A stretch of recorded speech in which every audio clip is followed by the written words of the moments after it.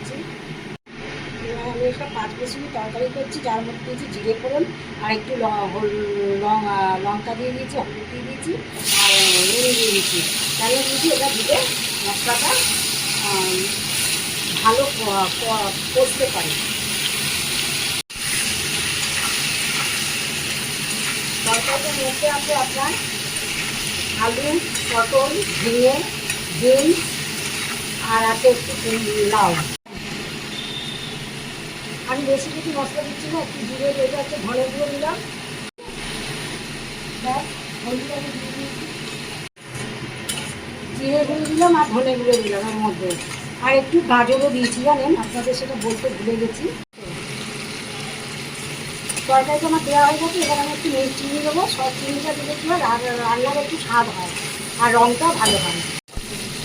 এবার মশলাটা আমি তরকারিটা ভালো করে কষিয়ে নিলাম মশলাটা দিয়ে। এবার আমি জল দিয়ে দিচ্ছি, জানেন। হ্যাঁ,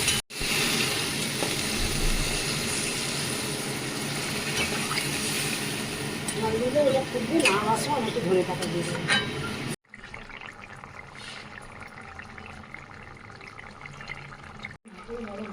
আমি তো রুটি কম রান্না করবো, আমি তো তা না।